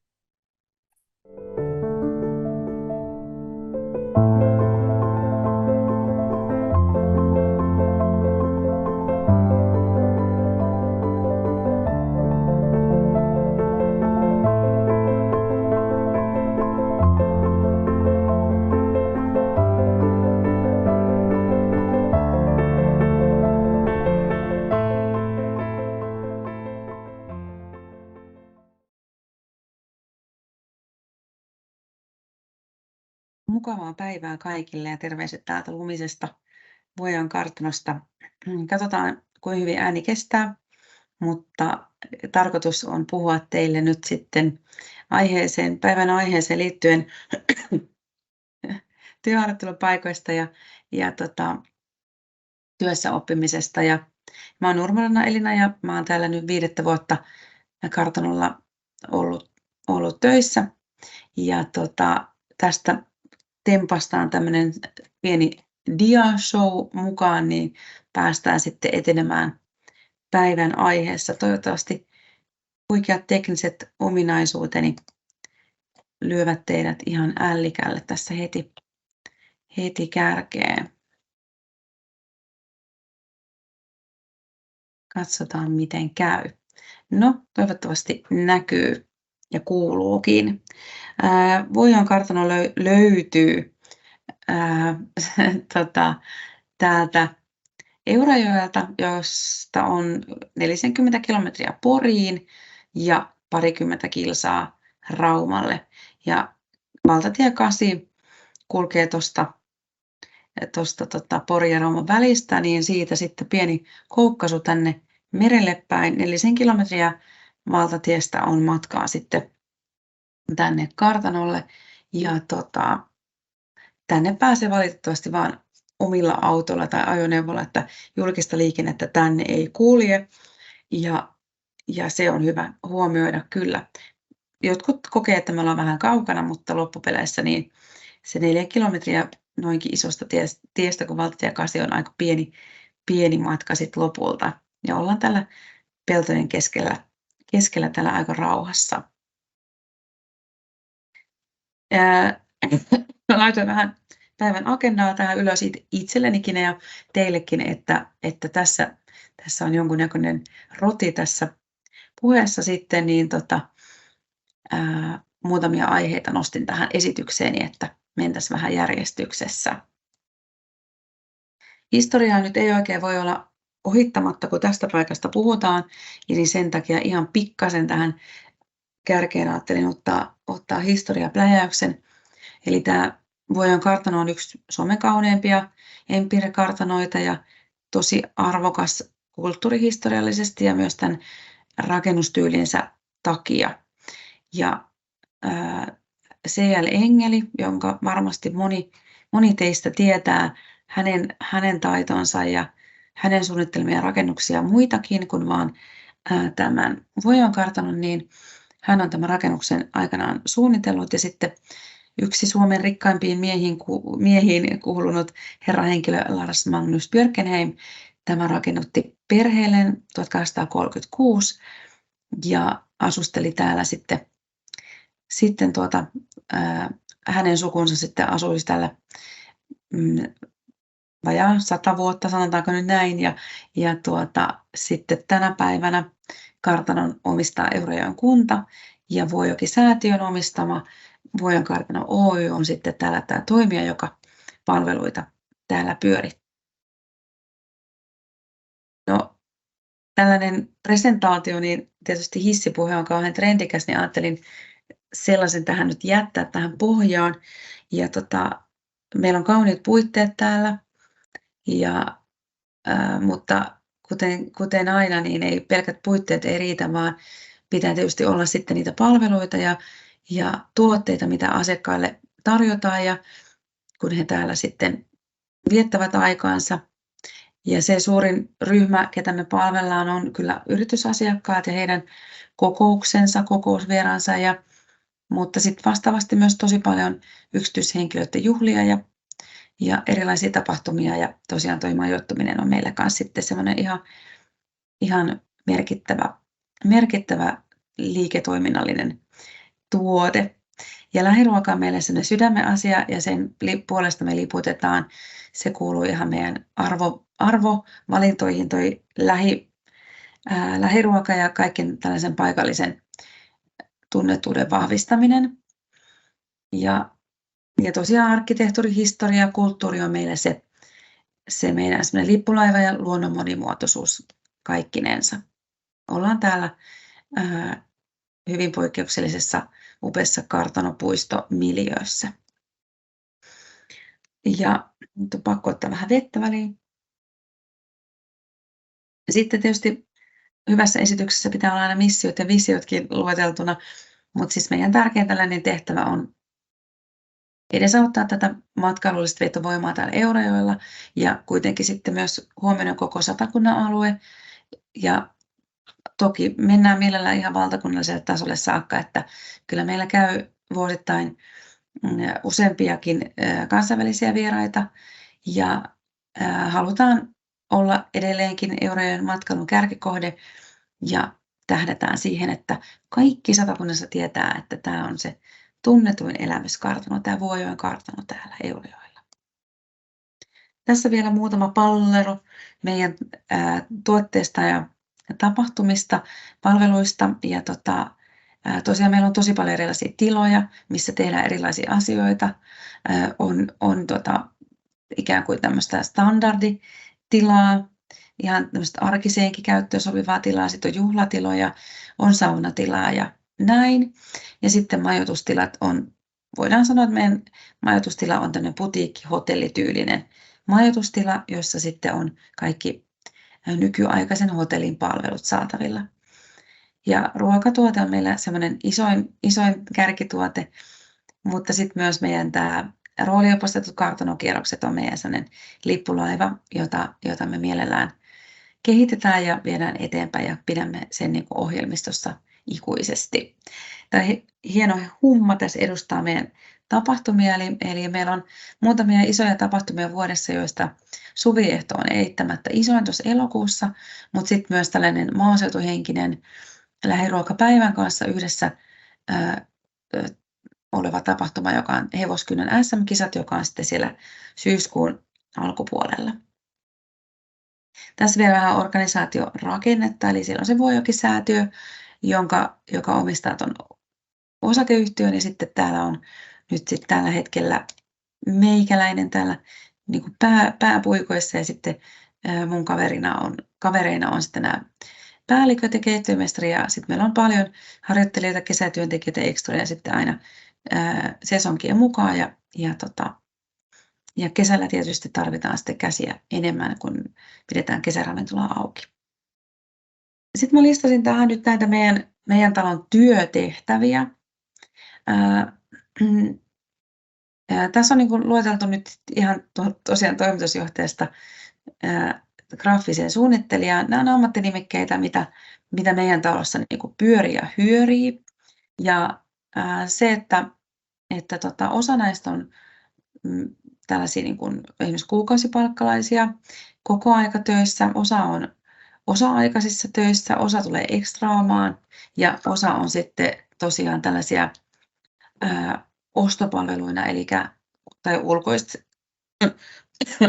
ulkoistettuina henkilöinä. Esimerkiksi graafinen suunnittelija ei ole työsuhteessa laisinkaan, vaan hänen palveluitaan ostetaan aina tarpeen mukaan. Että tällaisella listauksella toivon mukaan mikään oleellinen ei jäänyt nyt pois.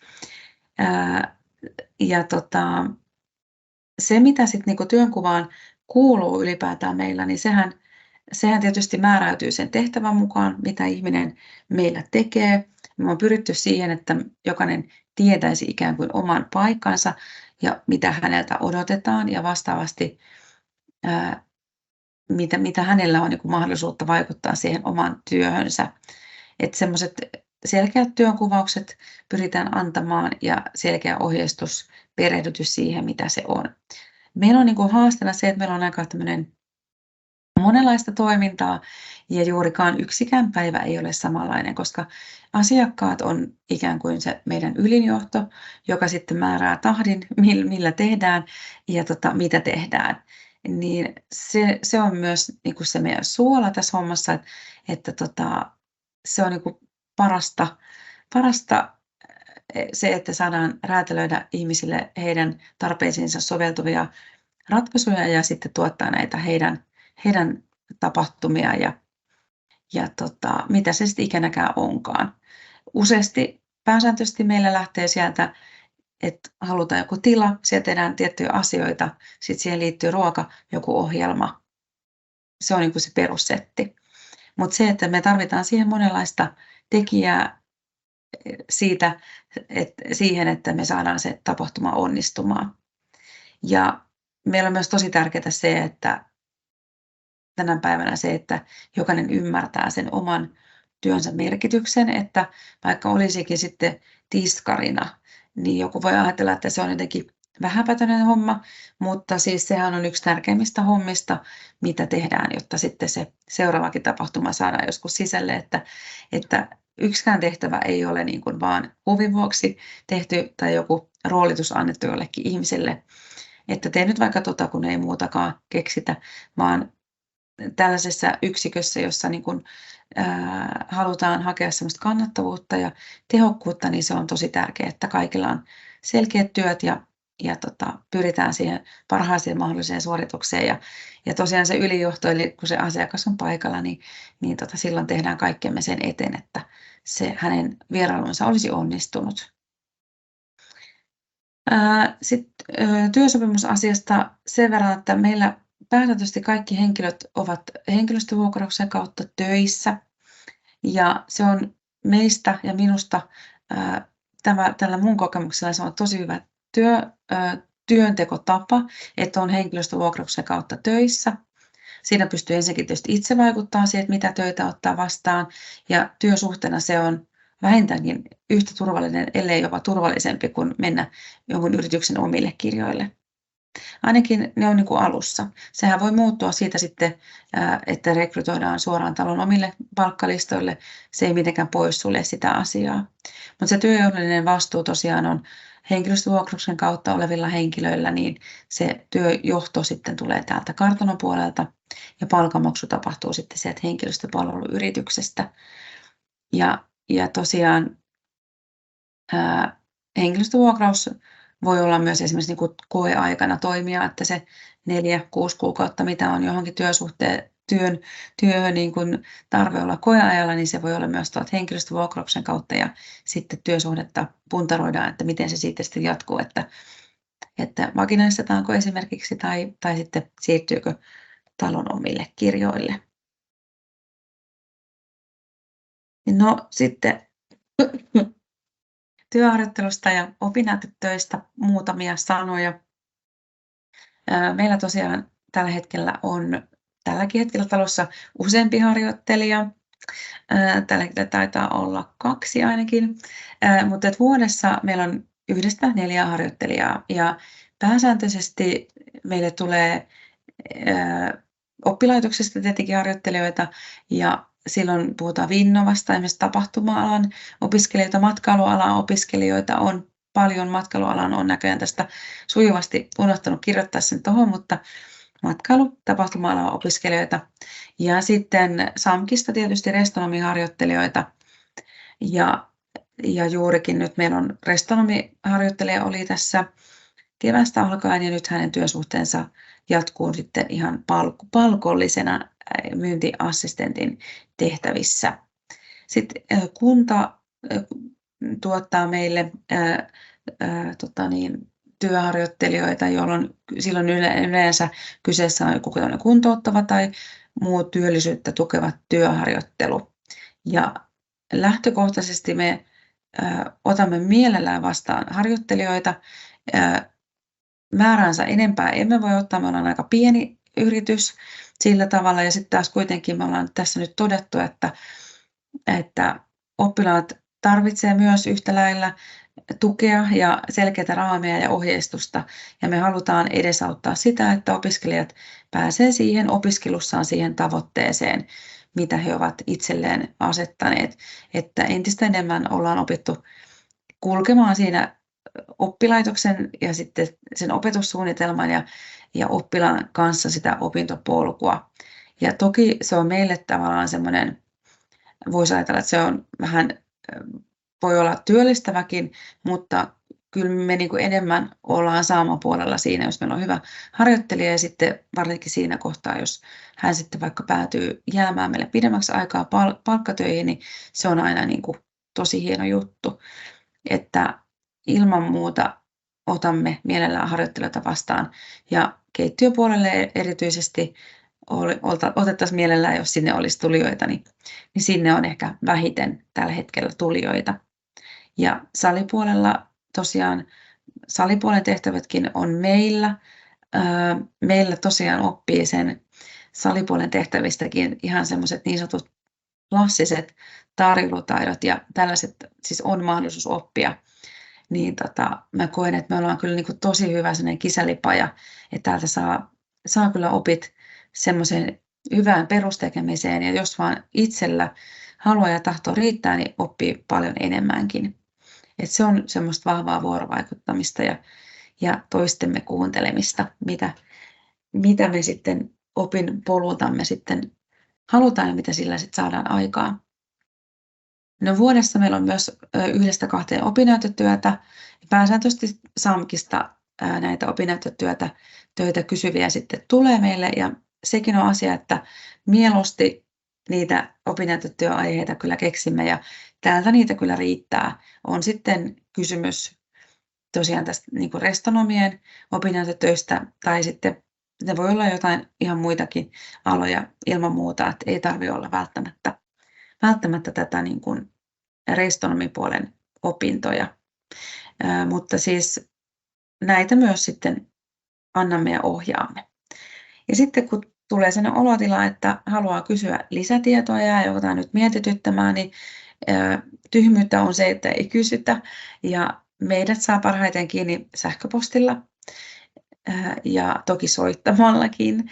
Ja sitten tietysti se, että kannattaa tutkia meidän nettisivuja ja tutustua, että minkälainen yritys me ollaan ja mitä me tehdään ja minkälaista porukkaa meillä on töissä. Ja me ollaan myös tosi someaktiivista väkeä, että myös sieltä sit löytyy paljon tietoa. Mutta nyt mä toivotan kaikille kovasti tsemppiä ja tulkaa käymään ja ottakaa asioista selvää ja älkää peljätkö ottaa rohkeita askeleita opinpolulla ja työssä oppimalla, työn kautta tekemällä oppii parhaiten ja sitten muistetaan myös ne mokat ja virheet, niin ne on ne, mistä oppii eritoten, että ei kannata niitä sitten pelätä. Mutta toivottavasti tästä nyt jotakin ja tästä flunssasesta äänestä huolimatta, niin saitte jotain irti ja mä toivotan kaikille mukavaa loppupäivää ja tsemppiä loppuvuoteen. Ja jos opiskelet tai olet työharjoittelussa, niin tsemppiä kaikkeen siihen ponnisteluun. Mutta Vuojan kartanolta, niin moikka!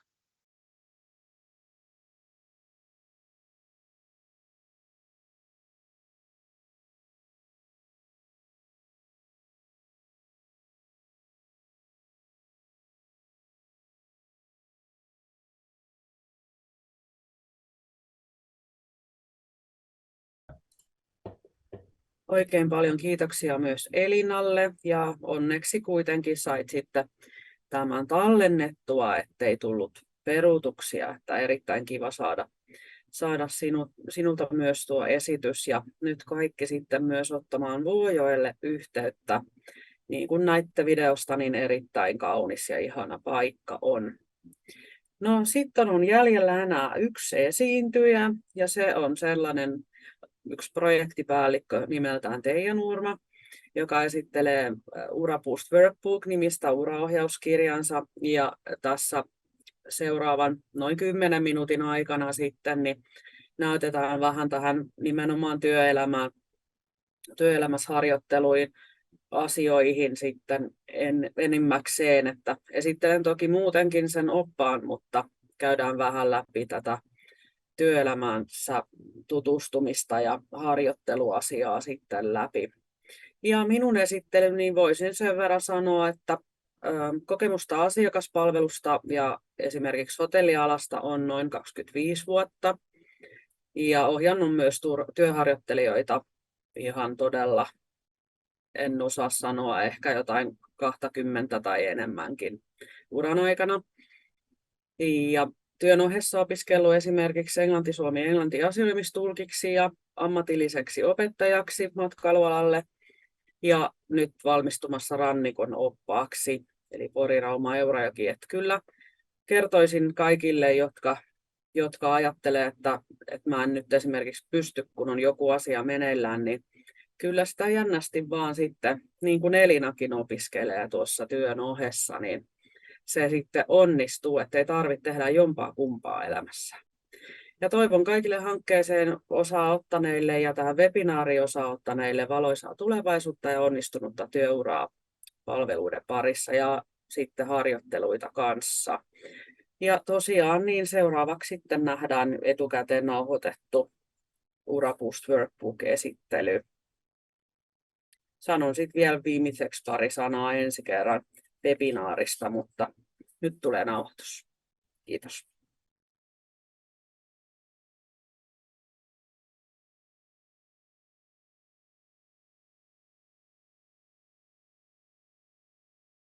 Niin. Matkaan hanke. Nuorten työllistymisten edistäminen koronapandemiasta kärsivällä matkailu-, majoitus- ja ravintola-alalla. Löytyy matkailun kehittämiskeskus.fi-sivuilta projektit ja matkaan. Täältä pystyt julkaisukohdasta käymään hakemaan Uraboost Workbook uraohjausoppaan halutessasi. Sen voi myös toki pyytää minulta. Täällä on sähköpostiosoite.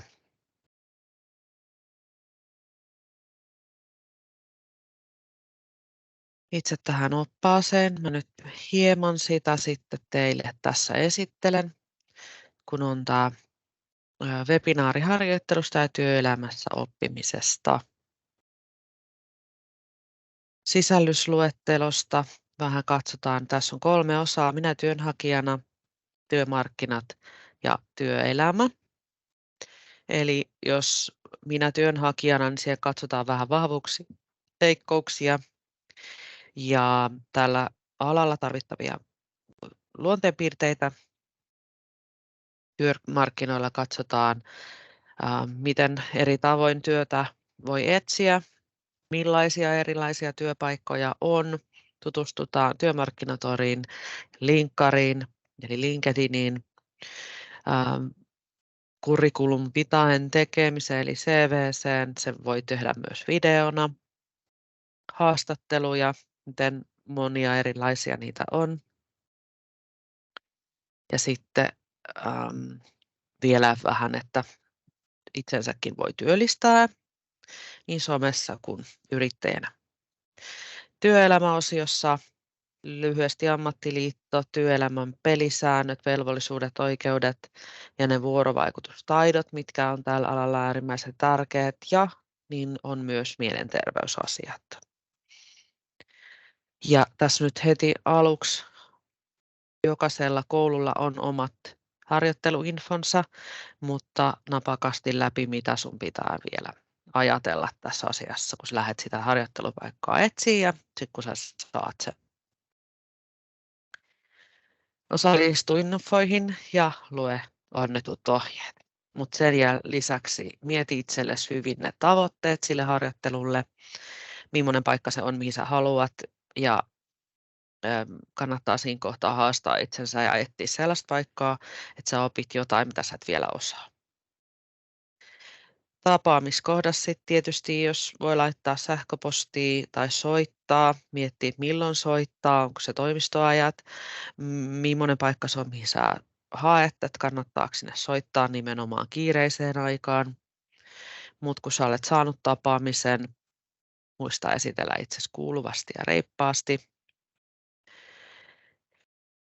Ja sitten kaikkien yhteystiedot pitää olla sit hallussa, kun sieltä on tultu pois. Eli että sulla on kaikki omat yhteystiedot, ne on ajan tasalla, koulun yhteystiedot, opettajan yhteystiedot, ja sä muistat pyytää sen yrityksen yhteystiedot ja virallisen nimen ja Y-tunnuksen.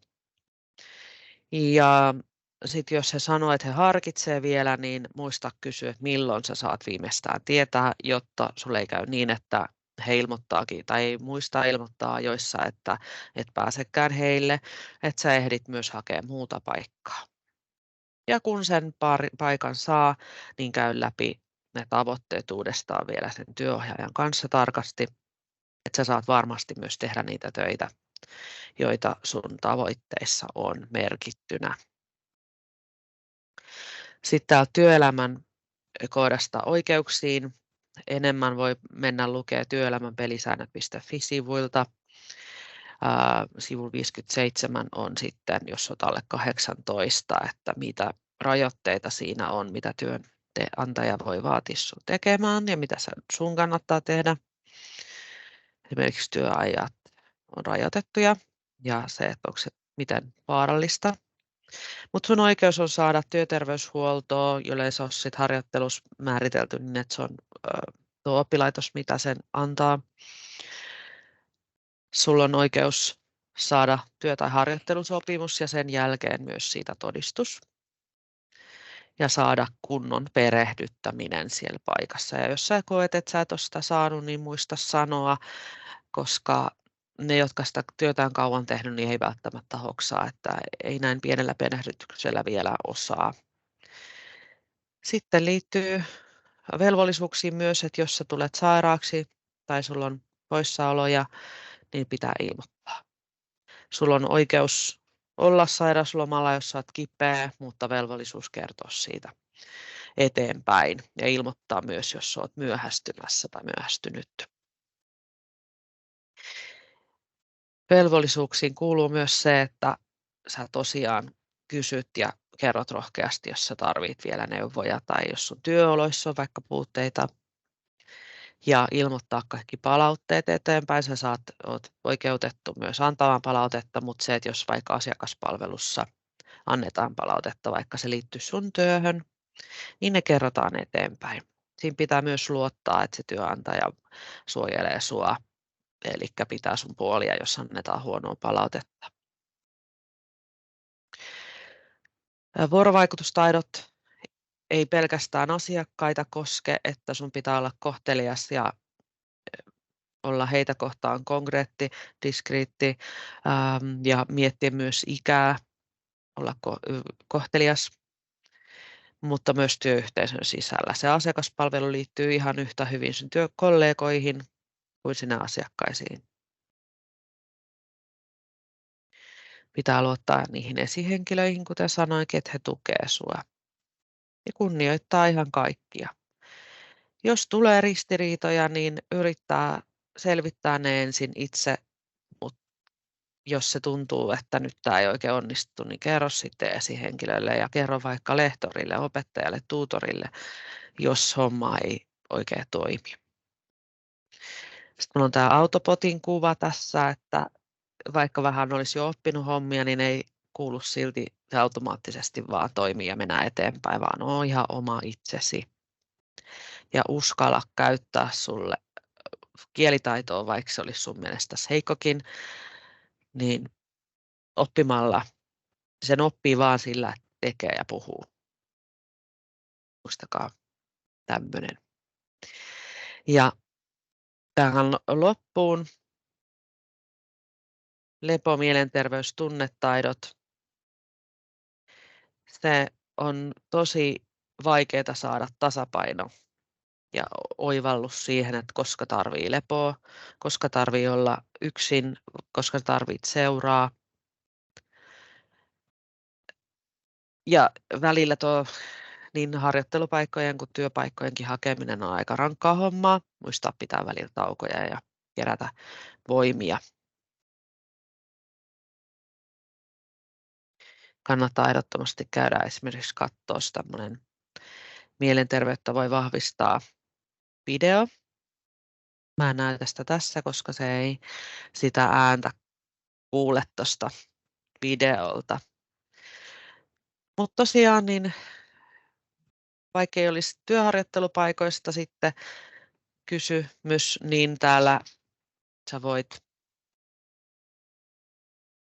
monenlaista muutakin neuvoa saada sitten tuohon uraohjaukseen. Että miten ihan normaali paikkoja ja myös harjoittelupaikkoja, miten niitä voi hakea, mistä löytää. Täällä on hyvin paljon erilaista tietoa, mutta niistä voi tulla vähän enemmän sitten. Esimerkiksi 9.11. kun tulee keikkatyö ja tapahtumat webinaari, niin silloin käydään vähän lisää läpi näitä Uraboost workbookeja. Kiitoksia.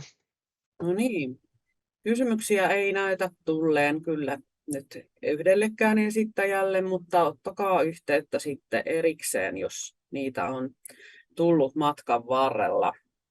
Ja siinä oli sitten tämän päivän esitykset. Ollaan hiukkasen aikataulu ennen, mutta se olikin, että maksimi 2 tuntia, niin tämä on ihan hyvä. Saatte sitten vähän levähtää sen jälkeen seuraaviin rientoihin menoa. Ja seuraava webinaari on torstaina 9.11. Ja se on tapahtumista ja keikkatöistä, tapahtuma-alan töistä ja keikkatöistä. Ja alkaa samaan aikaan kun nyt, eli 9 ja noin 11 kestää. Ja sieltä sitten voisin nostaa esille, eli meillä on esiintyjänä esimerkiksi Livetolta Antti Korhonen. Sitten on Boltworks vuokratyöfirmasta Enni Ranne ja Sukseen omistajatar Kaisa Löfgren Ja Vuojoelta myös Elina Nurmoranta on tässä tapahtumat ja keikkatyö mukana. Ja sitten minä jatkan vähän tuosta Uraboost Workbookista, niin kerron sitten näihin asioihin liittyviä juttuja silloin. Kiitos kaikille erittäin paljon tämänpäiväisestä osallistumisesta ja erittäin paljon onnea harjoittelupaikkojen etsimiseen kaikille ja oikein hyvää talven alkua tai syksyn jatkoa. Katsotaan, mihin tämä menee. Kiitos.